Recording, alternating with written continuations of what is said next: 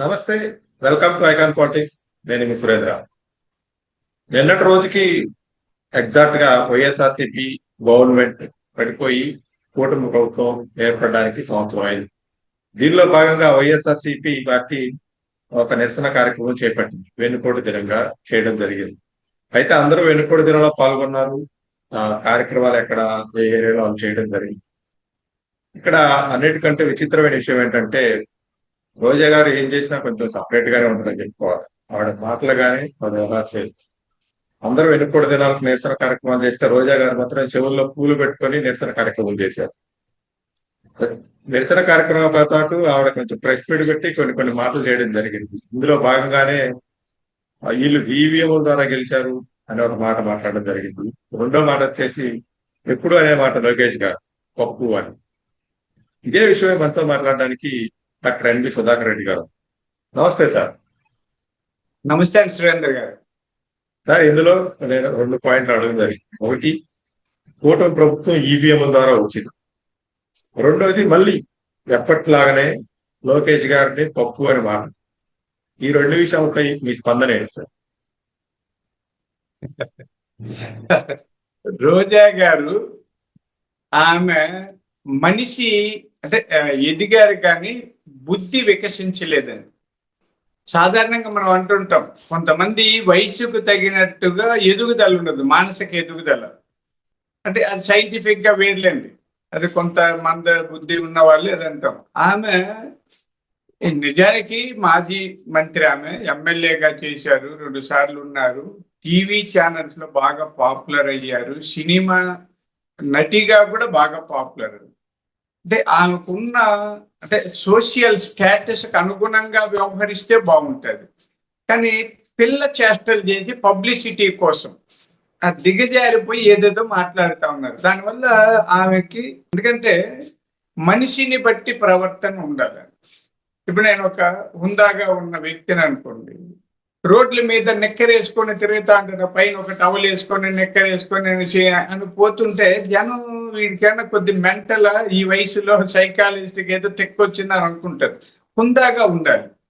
అలా ఆమె నిన్న చేశారు. రాష్ట్ర వ్యాప్తంగా వెన్నుపోటు దినం అని చెప్పి చేశారు, ఏదో ధర్నాలు, రాష్ట్ర లోపల రచ్చ ఏదో చేశారు, అది వేరు. ఎందుకో పాపం అక్కడ చెండు మల్లి పువ్వులు అంటుంటాం, బంతి పూలు అంటారు. ఈమె పాపం రోజా పూలన్నా పెట్టచ్చు కదా, కాస్ట్లీ పూలు, అదేదో ఆ బంతి పూలు తీసుకొని చెవుల్లో పెట్టుకొని వాళ్ళని వెర్రోళ్ళని చేసింది. చుట్టూ ఉన్న వాళ్ళని వెర్రోళ్ళు అనుకోండి. మామూలుగా చెవులో పువ్వు పెట్టేవాడంటే అంతే, మనం భక్తితో పెట్టేది వేరండి. ఇక్కడ ఎవరన్నా సనాతన ధర్మము లేదా ధర్మాన్ని ఉన్న వాళ్ళు తప్పుగా అర్థం చేసుకోకండి. చెవుల్లో పువ్వు పెడితే గుడికో ఎక్కడికో వెళ్ళినప్పుడు చెవులో పువ్వు పెట్టుకుంటాం అక్కడ. ఎందుకంటే అది మగాళ్ళు, ఆడవాళ్ళు అయితే తల్లో పెట్టుకుంటారు, లేదా చెవులో కూడా పెట్టుకోవచ్చు, అది వేరు. ఈమె వ్యంగ్యంగా చేయాలనుకుని తాను చెవులో పువ్వు కిందకి మారిపోయింది. రోజా అంటే ఇక మీద మనం చెవులో పువ్వు అని అందామని. తర్వాత అసలు ఈవీఎంల గురించి చెప్పడం ఎంత బుద్ధిహీనత అండి. అమ్మ రోజమ్మ, ఈవీఎంలతో గెలిచేది కంటే అప్పుడు జగన్మోహన్ రెడ్డి గారికి 151 సీట్లు వచ్చినప్పుడు ఈవీఎంతో గెలిచారా? ఏమంటే మనం ఇప్పుడు మాకు 164 సీట్లు కూటమికి వచ్చినప్పుడు ఈవీఎంలు అంటే 151 సీట్లు వచ్చినప్పుడు జగన్మోహన్ రెడ్డి గారు కూడా ఈవీఎంలతో గెలిచారు. దానికి ఆమె సమాధానం చెప్పాలి కదా. అప్పుడు ఇప్పుడు కేంద్రంలో ఒకే ప్రభుత్వం ఉంది కదా, భారతీయ జనతా పార్టీ ఉంది. జగన్మోహన్ రెడ్డి గారు గెలిచినప్పుడు అక్కడ బీజేపీ వచ్చింది, ఇక్కడ కూటమి గెలిచినప్పుడు కూడా అక్కడ బీజేపీ వచ్చింది. కాబట్టి అక్కడ కేంద్రంలో ఎక్కడ మారలే. అంటే ఇది ఎందుకు చెప్తారంటే కొంతమంది కేంద్ర ప్రభుత్వంలో ఏదో కుట్రలు జరిగింది చెప్తుంటారు. అక్కడ ప్రభుత్వాలు ఏమీ మారకనే ఈవీఎంల మీద చెప్పడం అంటే ఆడలేక మధ్యలో ఊడనే సామెత గుర్తొస్తారు. తర్వాత పప్పు దగ్గరికి వద్దామండి. ఆమెకు ఎందుకో మగాళ్ళు అంటేనే ఏదో హేళన చేస్తుందండి. ఆమె స్వభావం చెప్తున్నాను. వైఎస్ రాజశేఖర రెడ్డి గారు చాలా టైగర్ అండి రాయలసీమలో. చాలా మనం విమర్శలు పక్కన పెడదాము. రాజశేఖర రెడ్డి గారు రాజకీయాల్లోకి వచ్చిన తర్వాత రాయలసీమ ప్రాంత రాజకీయాలకు ఒక ప్రత్యేక గుర్తింపు వచ్చింది. అలాంటి డైనమిక్ లీడర్ ఆయన. ఆయన్ని పంచి ఊడదీసి కొడతానన్నది. అప్పుడు మా పార్టీలో ఉన్నది, తెలుగు మహిళ రాష్ట్ర అధ్యక్షురాలుగా ఉన్నప్పుడు. ఆ వెంటనే ఆ తర్వాత కొన్నాళ్ళకి వైఎస్ఆర్ పార్టీలో పోయిన తర్వాత చంద్రబాబు నాయుడు గారి మీద కూడా అదే మాట, ప్యాంట్ ఇప్పి ఆమెకి మగవాళ్ళ పంచులు ప్యాంట్ల మీద. ఇప్పుడు లోకేష్ గారి యువకుడిని పప్పు అంటుంది. ఆ పప్పు నిప్పు ఆమె చూడాలి కదా. అంటే మనం వ్యంగ్యంగా అనకూడదు, కానీ ఆమె ఏమన్నా పరిశీలించిందా వచ్చి పప్పు నిప్పు అని? ఒకసారి రమ్మనండి ఏదన్నట్టు కూడా చూసుకొని వెళ్ళమనండి ఆయన దగ్గర. అంటే పప్పు అంటే ఉంటుంది మామూలు కందిపప్పు, మినపప్పు, ఉద్దిపప్పు, ఇవేవో పప్పులు అంటుంటాం. ఆ పప్పు నిజంగా అంటే ఒక విధంగా చెప్తాను, శాకాహారులకి పప్పు చాలా గొప్ప శ్రేష్టమైన ఆహారం ఉంది. మాంసకృతులు దొరికే ఆహారం పప్పులే, పప్పులు చిరుధాన్యాలు. మాంసం తిన్న వాళ్ళకి ఇది చాలా అద్భుతమైన ఆహారం. కాబట్టి పప్పు గిప్పు, శుద్ధపప్పు, ముద్దపప్పు, ఈ పప్పు అంటే ఆమెకి ఎందుకో మగవాళ్ళను చూస్తే రెచ్చగొట్టాలి అనే మానసిక స్థితిలో ఉందండి ఆమెకి. ఇప్పుడు వయసు 50 దాటింది. ఎప్పుడైనా 25 వయసు లేదన్నా మాట్లాడితే ఇంకేమైనా అనుకోవచ్చు. ఈ వయసులో కూడా మగాళ్ళ మీద ఆమె ఎందుకు రెచ్చిపోతుందో నాకు అర్థం కాల. పూలు ఎందుకు పెట్టుకుంటుందో, తలలో పెట్టుకోవాల్సిన పూలు చెవులో పెట్టుకుంది ఆ పూలరాన్ని. ఆమె పేరు రోజా, కనీసం రోజాలు కొనకుండా బంతి పూలు పెట్టుకుంటారు. ఆమె ఒక విధంగా అంటే కొన్ని మనం ఎడిట్ చేసుకోవాలి, సాంప్రదాయబద్ధంగా సంస్కారయుతంగా మాట్లాడాలి. కాబట్టి ఇదే నేను పార్టీలో లేకుండా ఒక సైకాలజిస్ట్ అయితే ఆమె మానసిక స్థితిని చీల్చి చెండాడేవాడిని. నేను ఇప్పుడు ఒక పార్టీలో అధికార ప్రతినిధిగా ఉన్నా, నేనేం మాట్లాడినది పార్టీకి కూడా వర్తిస్తారు కాబట్టి సంస్కారయుతంగా మాట్లాడుతున్నాను. అమ్మ రోజమ్మ, ఎప్పుడైనా ఎవరైనా ఒక సైకియాట్రిస్ట్తో కలవండి, మీలో ఉన్న ఆ హార్మోనల్ ఇంబ్యాలెన్స్ ఏదన్నా ఉంటే ఆయన కరెక్ట్ చేస్తారు.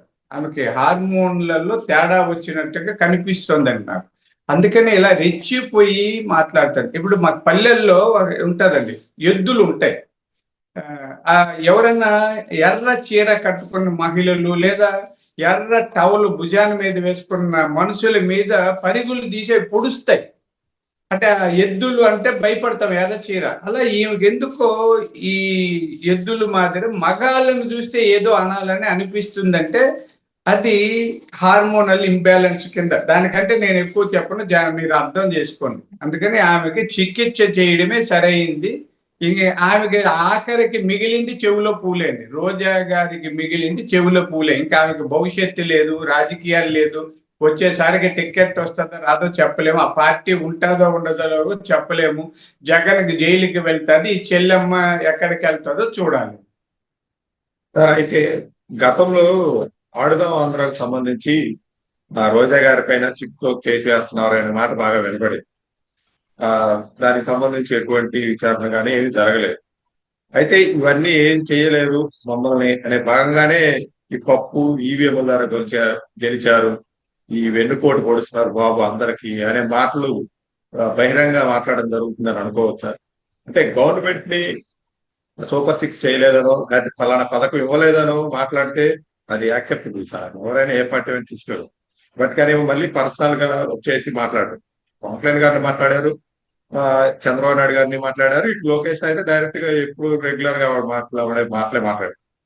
తిరుపతి సంఘటన కూడా తీసుకోవాలి సార్. వాళ్ళు తిరుపతి సంఘటన కూడా పెద్ద మాట అన్నారు అక్కడ జరిగిన సంఘటన. మామూలుగా రాజకీయాల్లో ప్రతిపక్ష పార్టీలు విమర్శిస్తాయి, ఆ విమర్శల్ని పాలకపక్షం స్వీకరిస్తాం, అదేం పెద్ద తప్పు లేదు. అది హుందాగా ఉండాలి, నిర్మాణాత్మకంగా ఉండాలి. ఆమె గతంలో మంత్రిగా ఉన్నప్పుడు చాలా అవినీతి అక్రమాలకు పాల్పడ్డారు అనేది తెలుసు. దాని మీద విచారణ కూడా జరుగుతోందండి. ₹1 కోటి పైగా ఆమె స్పోర్ట్స్ ఎక్విప్మెంట్స్ లో ఏదో అవకతవకపడ్డారు అన్నది. అయితే దాని మీద అంటే మీకు చంద్రబాబు నాయుడు గారి స్వభావం చెప్తానండి. ఆయన అధికారం ఉంది కదా అని తొందరపాటు చర్యలకు పాల్పడదు. సరైన ఆధారాలు అవన్నీ చేసి, అంటే కోర్టులో కేసు నిలబడాలి, ఆ విధంగా వచ్చిన తర్వాతనే చర్య తీసుకుంటారు, ఆ పని జరుగుతుంది. ఆమెకు కూడా జైలు తప్పదండి, రోజా గారికి కూడా ఎప్పటికైనా జైలు తప్పదు. మీరు అన్నట్టు ఆమె ఎగిరెగిరి పడుతోందండి. అంటే ఇంకా అది నాకేమి కేసులు ఏమి కాలేదని. కేసులు ఖచ్చితంగా మా పల్లెల సామెత ఉంది, ఉప్పు తింటే నీళ్లు తాగక తప్పదు, దప్పికి వేస్తారు. అర్థమైందండి. కాబట్టి ఆమె ఉప్పు తిన్నది అంటే అవినీతికి పాల్పడింది, నీళ్లు తాగక తప్పదు అంటే జైలుకి వెళ్ళక తప్పదు. అయితే ఆమె కొంత వివేకరహితంగా మాట్లాడుతుంది.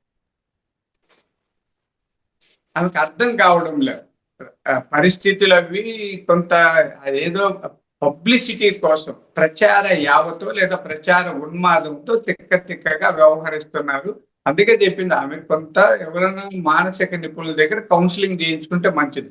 విమర్శలు నేను తప్పు పట్టడం లేదండి. అపోజిషన్ లో ఉన్న వాళ్ళు, ప్రతిపక్షంలో ఉన్న వాళ్ళు విమర్శించండి. ఆ విమర్శ పాయింట్ బై పాయింట్ చెప్పండి.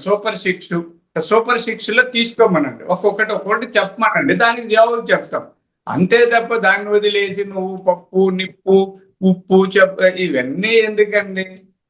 ఇంకేదైనా అనాల్సి వస్తుంది. కాబట్టి ఆమెకు జైలు రాత రాసింది, పువ్వులు మాత్రం చెవులో మిగులుతాయండి. థ్యాంక్ యూ సార్, మీ అభిప్రాయం తెలియజేందుకు ధన్యవాదాలు సార్.